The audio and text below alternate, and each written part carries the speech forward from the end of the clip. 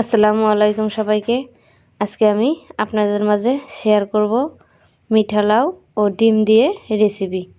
তো আপনারা সবাই আমার সাথে থাকেন। এবার আমি মিঠা লাউ নিয়েছি। মিঠা লাউটাকে খোসা ছাড়িয়ে এরকমভাবে কেটে নেব। কেটে ছোট ছোট করে পিস পিস করে নেব। আজকের এই রেসিপিটা আপনারা সবাই বাড়িতে একবার ট্রাই করবেন। এরকম রান্না করলে আপনারা আর কোনোদিনও অন্যভাবে রান্না করে খেতে চাইবেন না। আমার এই পদ্ধতির রান্না আগে কখনো দেখেননি। একবার বাড়িতে বানিয়ে খেয়ে দেখবেন, সারা জীবনের জন্য মুখে লেগে থাকবে।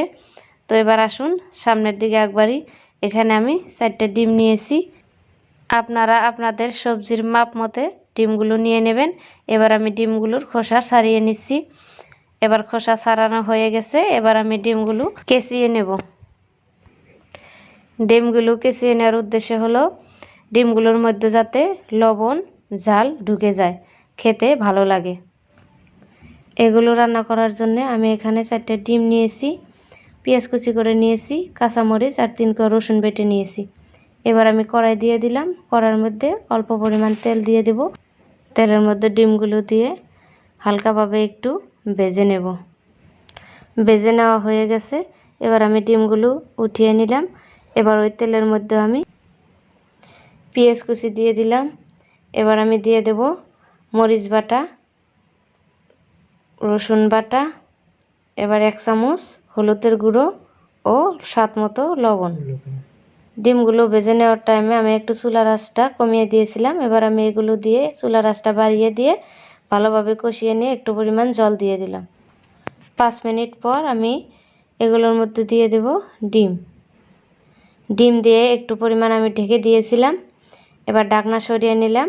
এবার আমার ডিমগুলো হয়ে গেছে। এগুলোকে আমি নামিয়ে নেব। নামানো হয়ে গেছে। এখন আমি কেটে রাখা লাউগুলো দিয়ে দেব। দিয়ে একটু নেড়ে চেড়ে নেব মশলাগুলোর সাথে মিক্স করে। এবার আমি একটা ডিম এখানে ভেঙে দেব। আমার কাছে আমার ডিম দিয়ে রান্না করলে বেশি একটা টেস্ট লাগে না, তাই আমি যখনই ডিম রান্না করি তখনই 2-1টা ডিম আমি ভেঙে দিই। এবার আমি ঢেকে দিলাম। কিছুক্ষণ অপেক্ষা করার পর আরও একটু নেড়ে চেড়ে আবার একটু পরিমাণ ঢেকে দেব। আবার ঢাকনা সরিয়ে নিলাম। দেখেন আমার কষানো হয়ে গেছে। এবার আমি জল ঢেলে দেব পরিমাণ মতো।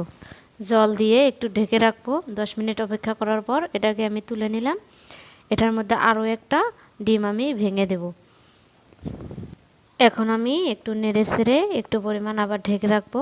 এবার ঢাকনা সরিয়ে নিলাম। দেখেন আমার হয়ে গেছে। এবার আমি এগুলোকে নামিয়ে নেব।